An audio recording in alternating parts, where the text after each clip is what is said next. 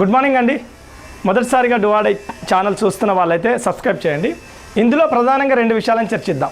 ఒకటి group 1 group 2 examinations updates, రెండు కొత్త వాళ్ళు చాలామంది మన బాలాజీ చెరబైన యాప్లో కానీ డువాడై ఛానల్ కానీ లేకపోతే నా పర్సనల్ నెంబర్ కానీ కాల్ చేసి అడుగుతున్నటువంటి విషయం, కొత్త వాళ్ళ ప్రాబబిలిటీ ఎలా ఉంటుంది, ఇప్పుడు మొదలు పెడితే రీచ్ అవుతామా, నిజంగా ఎగ్జామినేషన్ ఉంటుందా అనేది అడుగుతారు. సో ఇది సెకండరీ. ఫస్ట్ అయితే ఎగ్జామినేషన్ ప్రాబబిలిటీ ప్రధాన వార్తాపత్రికల్లో వచ్చినటువంటి సమాచారం ఈరోజు, అదేవిధంగా అందుతున్నటువంటి అనఫిషియల్ సమాచారం ప్రకారం అయితే టిల్ టుడే ఈ రోజుకి గ్రూప్ 1 ఎగ్జామినేషన్ యాజిటీస్గా ఉంటుందన్నట్టుగా కూడా ఒక జిల్లా కలెక్టర్ కూడా చెప్పడం జరిగింది. ఒక ప్రధాన పత్రికల్లో పకడ్బందీగా ఏర్పాట్లు చేసినాం అని. సో అయినప్పటికీ కూడా ఒక వర్గం ఉద్యోగ సామాజిక వర్గం, కొంతమంది నిరుద్యోగులు కొంత వెసులుబాటు ఇవ్వాల్సిందే. ఎలక్షన్ విషయంలో మేము సర్వీస్ ఇచ్చినాం, మాకు చదువుకోవడానికి వెసులుబాటు లేదు. ఈవెన్ రేపు రిజల్ట్స్కి కూడా ఏదైతే ఎలక్షన్ రిజల్ట్స్ వరకు కూడా వాళ్ళు కౌంటింగ్లోనే డ్యూటీస్లో ఉంటాం, 11 ఏళ్ల తర్వాత వచ్చినటువంటి నోటిఫికేషన్ కాబట్టి అని వాళ్ళు రిక్వైర్మెంట్ ప్రభుత్వం ముందు ఉంచినట్టుగా మనకు కూడా చెప్తున్నారు కొంతమంది కాల్ చేసి. సో ఇది ఒకటి. సో కాబట్టి ప్రస్తుతానికైతే ఎగ్జామినేషన్ అయితే ఎలాంటి మార్పు లేదన్నట్టుగా ఒక జిల్లా collector, at the same time senior group 1 అభ్యర్థులు కూడా మాకు కొంత వెసులుబాటు కావాలన్నట్టుగా కూడా, అంటే ఉద్యోగులు ప్రధానంగా మేము అనేది చెప్పడం జరిగింది. ఇదొకటి. ఇక గ్రూప్ 2 ఎగ్జామినేషన్ విషయంలో మాత్రం ఎలాంటి పోస్ట్ పోన్కు సంబంధించినటువంటి అప్డేట్స్ ఏం లేవు, కానీ పోస్టుల పెంపు చెయ్యాలి అని కంటిన్యూగా రిక్విజేషన్ లెటర్స్ మాత్రం ఇస్తున్నారు. టీఎస్పీఎస్సీ విషయంలో కానీ ఇంకా బయట మీడియాలో కానీ వాళ్ళు గవర్నమెంట్ను కూడా కలుస్తున్నట్టుగా అర్థమవుతుంది. మనం జపాన్లో భూకంపం, చాలామంది ఆ పోస్టుల పెంపు ఎందుకు మేము చేయాలనుకుంటున్నామో, ఎందుకు కావాలనుకుంటున్నామో అని వాళ్ళు మళ్ళీ నాకు కాల్ చేసిర్రు, సార్ మీరు కంపల్సరీ మాకు సపోర్టెడ్గా ఉండాలి, మేము చేసేది రోస్టర్లు పడినటువంటి సామాజిక వర్గానికి ఆ రోస్టర్ ఫుల్ఫిల్ చేయడం కోసమే బీసీడీ లాంటి సామాజిక వర్గాలకు, బీసీ లాంటి సామాజిక వర్గాలకు ఇక్కడ ఉన్న 7 జోన్ల బైఫర్కేషన్ కారణంగా చాలా నష్టపోయారు. మీకు తెలుసు, మీరు తెలిసి కూడా అలా చేసిర్రు అని అంటే, నేను ఆ రోజు వీడియోలో కూడా చాలా క్లారిటీగా ఏం చెప్పినంటే, ఇంకా 3 నెలలకు జరిగిన 6 నెలలకు జరిగిన జెన్యూన్ అభ్యర్థులు మాత్రం అటు ఇటు పోవద్దు. గ్రూప్ 2కు సంబంధం లేని అభ్యర్థులు, వేరే ఎగ్జామినేషన్ ప్రిపేర్ అవుతున్నటువంటి అభ్యర్థులు కూడా మీకు ఎలాంటి సంబంధం లేదు, మీరు కంటిన్యూ ప్రిపరేషన్ చేయండి, దానికోసం మీరు అనేదే ఆ వీడియో యొక్క ఉద్దేశం. సో జనరల్గా సీనియర్ ఆస్పిరెంట్స్, వందల మంది చదువుకుంటున్నటువంటి జెన్యూన్ ఆస్పిరెంట్స్ వాళ్ళకి ఆర్థిక పరిస్థితి నేపథ్యంలో ఎగ్జామినేషన్ జరుగుతూనే బాగుంటుంది, చాలా కాలం అయింది కదా అని కూడా నా వ్యక్తిగతంగా కోరుకుంటా. కానీ నా వ్యక్తిగతమైనటువంటి అభిప్రాయాలను నేను ఎప్పుడు కూడా మీ ముందు పెట్టా, ఎప్పుడు కూడా సామాజిక దృక్కోణంలోనే చేయాల్సి ఉంటుంది. ఇలాంటి సోషల్ వెబ్సైట్లో ఉండలేం మనం. మన వ్యక్తిగతమైనటువంటి అభిప్రాయాలు మీ మీద రుద్దింది అనుకోండి, 1-2 సందర్భాల్లో చూస్తారు, 3వ సందర్భంలో ఫాలోయింగ్ అనేది కూడా ఉండదు. సో నేను ఎప్పుడు కూడా అలాంటి పని చేయను. సో మొత్తానికి అందరికీ మంచి జరగాలని కోరుకునే ప్రధానమైన వ్యక్తులు నేను ఒకరిని. అయితే ఇది ఒకటి. సో గ్రూప్ 2 వాయిదా అనేది ఎలాంటి దానిపైన అప్డేట్ ఇన్ఫో లేదు, వాయిదా అనేది కూడా ఎక్కడ కూడా వినిపిస్తలేదు. బట్ అందరూ కూడా కోరుకునేది పోస్టుల పెంపు అనేది మాత్రం కోరుకుంటారు. అది మాత్రం ఈరోజు కూడా ప్రధాన పత్రికల్లో పోస్టుల పెంపు కోసం మళ్ళీ రిక్వెజేషన్ పెట్టారని టిల్ టుడే ఈ రోజు కూడా ఒకటి వచ్చింది గ్రూప్ 2కి సంబంధించి. ఇది గ్రూప్ 2 గ్రూప్ 1 విషయాల్లో అప్డేటు. ఇక కొత్త అభ్యర్థుల విషయంలో, సార్ మాకు మేము గ్రూప్ 2 ప్రిపేర్ అవుతే రీచ్ అవుతామా, పోస్టుల పెంపు చేస్తుంటారు, లేకపోతే ఆ పోస్టుల పెంపు చేసి ఇమీడియట్లీ మాకు రీఅప్లికేషన్ ఓపెన్ చేస్తే మేము రీచ్ అవుతామా, లేదా కొత్త నోటిఫికేషన్ వస్తుందా అనేది చెప్తే, మేము చదవద్దా అని అంటే జనరల్గా నేను వద్దు అని చెప్పడం అది నిరుత్సాహమే.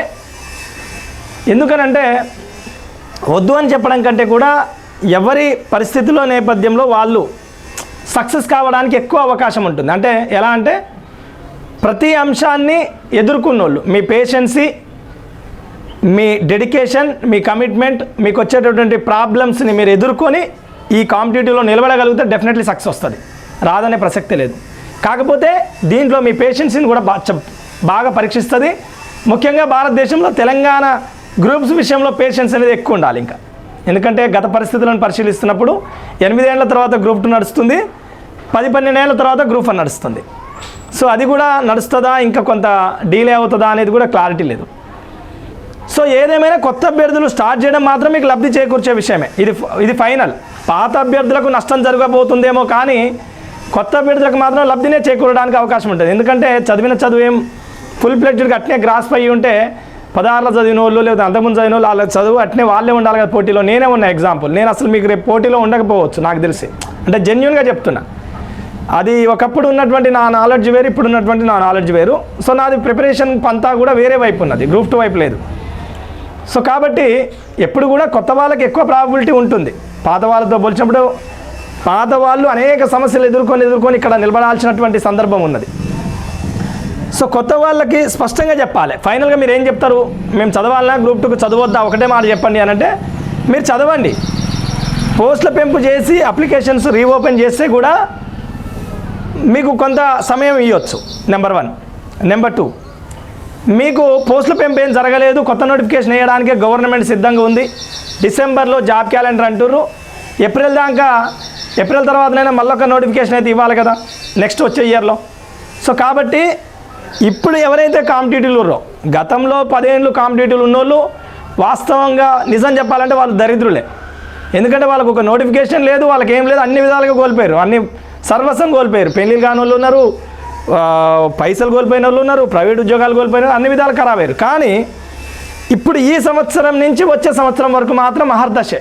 అంటే పోయిన సంవత్సరాన్ని అంచనా వేస్తూ చెప్పినప్పుడు సో ఇది మహర్దశే. కాబట్టి మీరు డెఫినెట్లీ ఇప్పుడు కాంపిటేటివ్లో ఉన్నవానికి ఎంతో కొంత అవకాశాలు అయితే ఉంటాయి అనేది నాకున్నటువంటి జ్ఞానం. అంటే నేను చూస్తున్న 2008 నుంచి కాంపిటేటివ్ సర్వీస్లో ఉండడం, నేను చూస్తున్న అనుభవాల దృష్ట్యా చెప్తున్నా.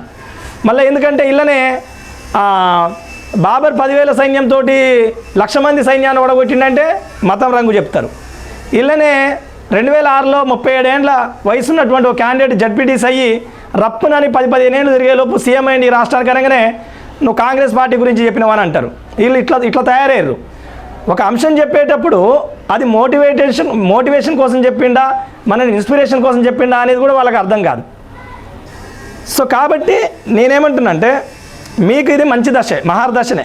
ప్రస్తుత నేపథ్యంలో జాబ్ క్యాలెండరు కాంగ్రెస్ ఎలక్షన్ మేనిఫెస్టోలో కూడా ఉంది. కాబట్టి ఏదేమైనా వీళ్ళు చేస్తారా చేయరా అనేది 1 year 2 years కంటే మించేం ఉండదు. 100% చేస్తారు, లేకపోతే చేయరు అనేది కూడా మీకు అర్థమైపోతుంది. గత పరిస్థితుల దృష్ట్యా 10 ఏళ్ళు పడుతుంది, 5 ఏళ్ళు పడుతుంది అనేది లేదు. ఓ 2 ఏళ్ళలో చేస్తారు వీళ్ళు. లేకపోతే కాంపిటేటివ్ ఎగ్జామినేషన్స్ని క్విట్ చేస్తూ ఒక స్కిల్ డెవలప్మెంట్ చేసుకుంటూ దానికి సంబంధించి కూడా నేను ఎలా ఏంది అనేది కూడా కొంతమందిని కాంటాక్ట్ అవుతున్నా. అంటే ఏఐకి సంబంధించి ఇప్పుడు ఒకప్పుడు లెక్క లేదు. డిగ్రీ చేసినోడే స్కిల్ డెవలప్మెంట్ చేసుకుంటే వానికి 1,00,000-2 లక్షల ఉద్యోగం వచ్చే పరిస్థితి ఉన్నది. ఎందుకంటే మారిన పరిస్థితి.